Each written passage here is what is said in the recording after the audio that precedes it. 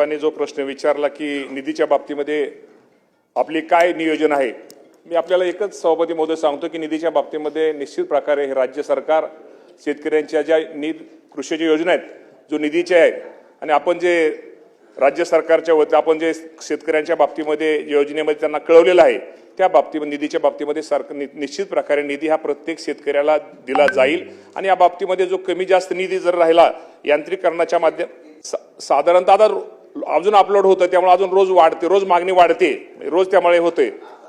साधारणतः आज 2000 कोटीच्या पुढे आपल्याला तो निधी लागेल, पण आपण त्या बाबतीत नाही अजून आपण निधी आरकेवायचा वगैरे निधी आपण सगळा दोन्ही केंद्राचा राज्याचा निधी घेऊन मी एवढंच आपल्याला सभापती महोदय सांगतो की या बाबतीमध्ये निश्चित प्रकारे शेतकऱ्यांना निधी हा दिला। आणि कृषीच्या ह्याच्या बाबतीत आपण जीएसटीचा विचारला की आता मला वाटतं आपण तो 5% जीएसटी पूर्वी तो 12% जीएसटी होता, तो आता 5% केलेला आहे। त्यामुळे मी आपल्याला एवढं सभापती महोदय सांगतो की निधीच्या बाबतीमध्ये शेतकऱ्यांना कुठलीही कमतरता भासणार नाही।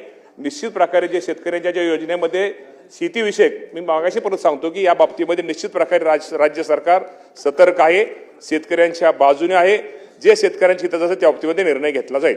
या बाबतीमध्ये निधीच्या बाबतीमध्ये शासनाच्या वतीनं केंद्राचा किंवा राज्याचा जो निधी आहे ते निधीच्या बाबतीत आपण त्यांना ते देऊच, परंतु त्यातनं काय राहिलं तर आपल्याला माहिती आहे कृषी समृद्धी योजना ही राज्य सरकारने सुरू केलेली, यातनंही त्या माध्यमामध्ये निधी देण्याचा प्रयत्न हे केला, यातनं कुठलाही लाभार्थी वंचित राहणार नाही।